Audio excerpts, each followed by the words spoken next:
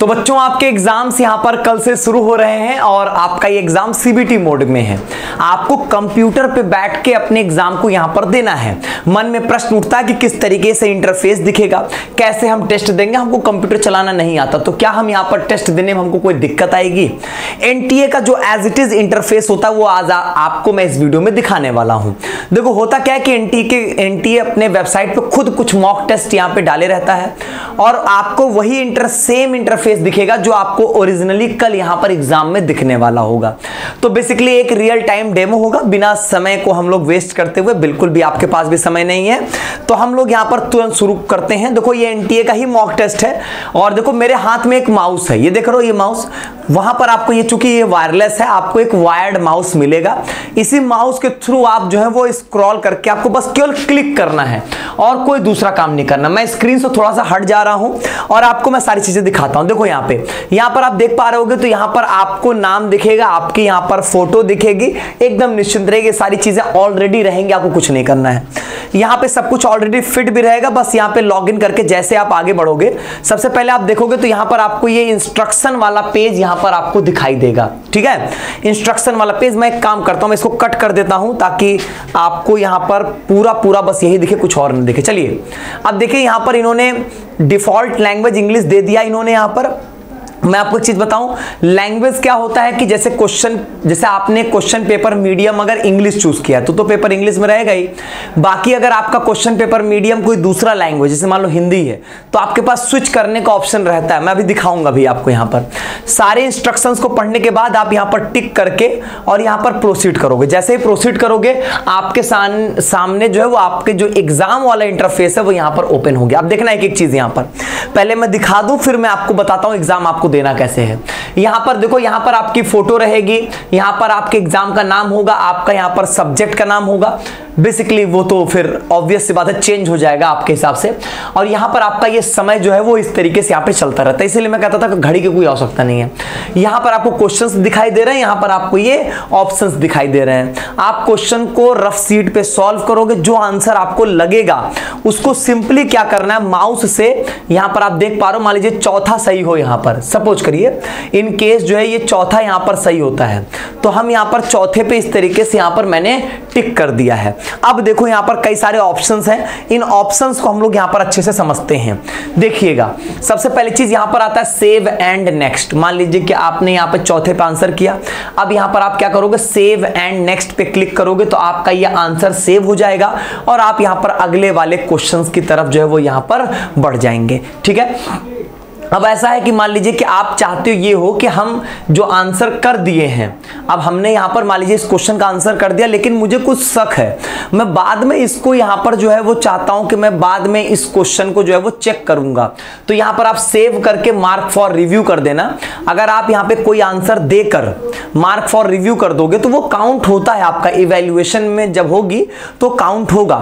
जैसे मान लो by chance ऐसा हुआ कि आपने मार्क फॉर रिव्यू किया लेकिन बाद मतलब आपके पास समय खत्म हो गया, आप रिव्यू करने का आपके पास समय ही नहीं मिला, तो उस केस में मैं आपको ये बता रहा हूं कि तब भी यहां पर ये काउंट जो है वो होता है।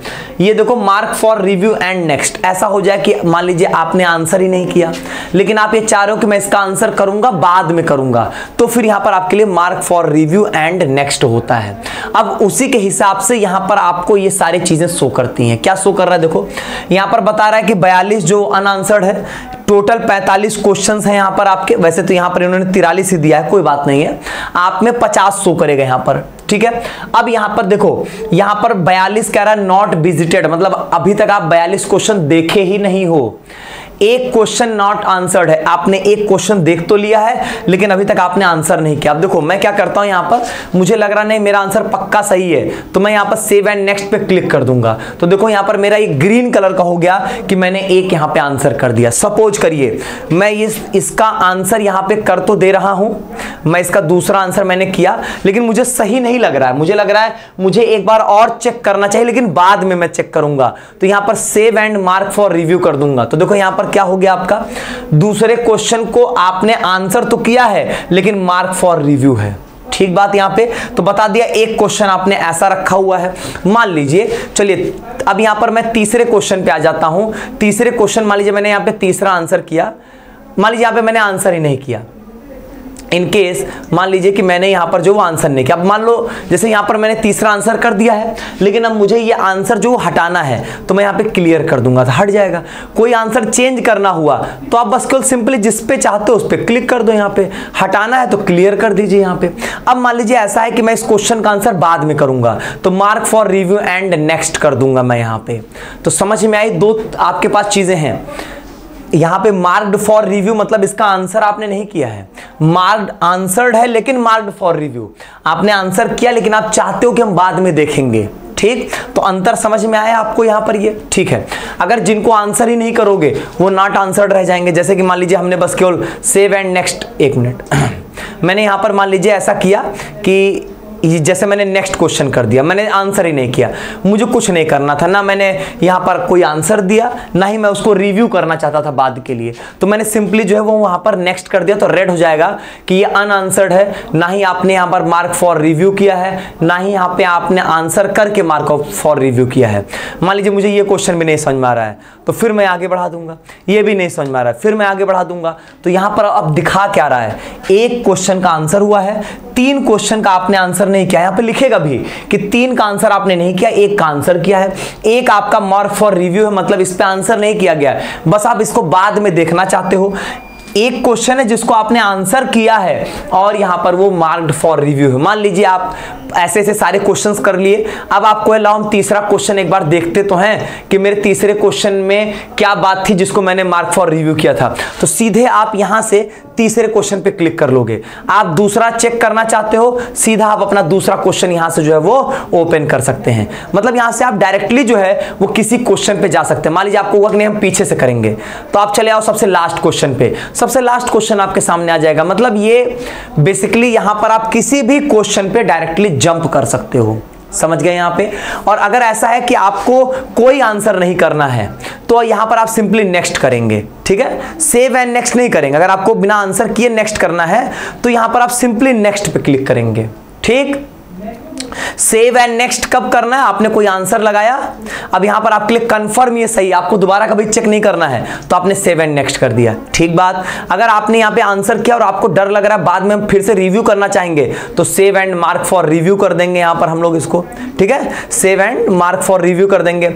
अब ऐसे ही मान लीजिए कि अगर कोई क्वेश्चन है आपका, अगर मान लीजिए अच्छा ये 43वां लास्ट है इसलिए आगे नहीं बढ़ रहा है, मान लो मैंने 28वां खोला, 28वें मैंने तीसरा आंसर दिया और मुझे लग रहा है कि मैं इसको बाद में जो है वो चेक करूंगा तो मैंने यहाँ पे save and mark for review कर दूंगा, अगले क्वेश्चन पे जंप कर जाऊंगा मैं तुरंत यहाँ पे। तो मतलब समझ में आया। तो इस तरीके से आपके सारे क्वेश्चंस जो है वो यहाँ पर इस तरीके से दिखाई देंगे। अच्छा एक चीज और देखो, यहाँ पे ऊपर देखो तो यहाँ पर आपको इस वाले में यहाँ पर आपको इंग्लिश हिंदी स्विच करने का ऑप्शन देगा। अब यहाँ पर बेसिकली क्या है कि चूंकि ये डेमो है ना तो परेशान नहीं होंगे। अगर यहां पर आपका हिंदी मीडियम होगा तो आपको क्वेश्चन पेपर हिंदी मीडियम में दिखेगा और यहां से आपको लैंग्वेज स्विच करने का ऑप्शन जो है वो दिखेगा, ठीक है, निश्चिंत रहिएगा। तो इसके लिए बहुत परेशान नहीं होना है। तो यही है आपका पूरा यहां पे। अब फाइनल जब आप कर लोगे तो यहां से आप सबमिट कर दोगे, आपको दिखाएगा 43 में से 3 आपने आंसर किया, 6 को आंसर नहीं किया है, 1 मार्क फॉर रिव्यू और 1 आंसर्ड है और मार्क फॉर रिव्यू है, ठीक। तो काउंट क्या क्या होगा आपका, ये 3 ये काउंट होगा और 2 ये काउंट होगा। 31 क्वेश्चन आपने विजिट ही नहीं किया है और ये यहां पर आपका हो जाएगा यस। अब यहां से आप अपना रिजल्ट जो है वो, मान लीजिए ये रिजल्ट तो नहीं देख पाओगे, ये तो अलग बात होगी कि ये डेमो था तो आपको रिजल्ट दिखाई दे रहा है, रिजल्ट यहां पर आप नहीं देख पाओगे, ठीक है। तो ये ओवरऑल बातचीत मेरे हिसाब से आपको समझ में तो आई गई होगी जो मैंने अभी आपको समझाया, और इसी सेम इंटरफेस पे आप अपना पेपर यहां पर दे रहे होंगे। तो कुछ भी घबराने वाली बातें नहीं है, बहुत सिंपल सा मैं एक बार समराइज कर देता हूं। मैं इसी मॉक को एक बार फिर से ओपन कर देता हूं ना। चलो यहां पर देखो बहुत क्लियर एंड क्लियर मैं समझा देता हूं आपको। यहां पर क्या क्या चीजें दिखेंगी, यहां पर आपको समय दिखेगा, यहां पे क्वेश्चन दिखेगा, ऑप्शंस होंगे। इन सारे ऑप्शंस का मतलब क्या हुआ कि अगर आपने कोई आंसर करके सेव एंड नेक्स्ट कर दोगे तो वो फाइनल आंसर आपका हो गया। आप चाहोगे तो चेंज कर सकते हो, आंसर कोई भी चेंज कर सकते हो। यहां से क्लियर कर दो, मान लो मैंने तीसरा लगा के मैं क्लियर कर दूंगा, आंसर हट गया, फिर से जो आंसर लगाना हो दूसरा तीसरा वो आप यहां पे लगा सकते हो, कोई इशू नहीं है। ये जो save and mark for review है कि आपने कोई आंसर किया है, आप चाह रहे हो कि नहीं मैं जब एक बार पूरा पेपर दे लूंगा तो मैं इस क्वेश्चन को चेक करूंगा, मुझे कुछ डाउट है, तो उसके लिए ये होता है। और अगर मान लो बाई चांस आप रिव्यू करने का ऑप्शन आपको नहीं भी मिला तो भी ये आपके इवैल्यूएट होंगे, निश्चिंत रहिएगा। जरूरी नहीं कि उसको एकदम सेव एंड नेक्स्ट वाला ही करोगे तभी चलेगा, ऐसा नहीं है। मार्क फॉर रिव्यू का ऐसा होगा कि जिन क्वेश्चंस में आपको लग रहा है मैं कुछ कर सकता हूं लेकिन बाद में, अभी नहीं करूंगा, तो वो मार्क फॉर रिव्यू में जाता है। अगर आपको आंसर ही नहीं करना, आपको आ ही नहीं रहा है, आपको करना ही नहीं है, तो यहां पर आप सिंपली नेक्स्ट पे क्लिक कर दोगे तो वो यहां पर आपका नॉट आंसर्ड में रेड कलर में दिखाई देगा। ये सारी संख्याएं आपको यहां पर चेंज होती हुई दिखाती रहेंगी, समझ गए? तो ये है आपका पूरा डेमो। और मैं एक चीज बता दूं, सिंपल एक यही माउस है जिसको आप यहां पर ऐसे ऐसे स्क्रॉल करोगे और क्लिक करोगे, कोई और कंप्यूटर का काम करना ही नहीं है। हाँ, एक चीज और, जहां पर आप बैठिएगा देखिएगा कि जैसे सीपीयू नीचे रखा होता है, कई जगहों पे ऊपर भी रखा होता है, नीचे रखा होगा तो अपने पैर को थोड़ा कंट्रोल में रखिएगा, नहीं कि इतना तेज पैर चलाएं कि सीपीयू को गिरा दिए, उसका वायर निकल गया। ऐसा कुछ करेंगे तो आपके टेस्ट में ही डिस्टर्बेंस क्रिएट होगा, ठीक है? तो ऐसा कोई हरकत मत करिएगा, आराम से बैठिएगा, ठीक? तो यही बात है और इसमें सच कोई बातें नहीं है, मैंने आपको सब कुछ समझा दिया है। एग्जाम आपके बहुत अच्छे होंगे, बहुत मेहनत की आप सभी ने। All the very best.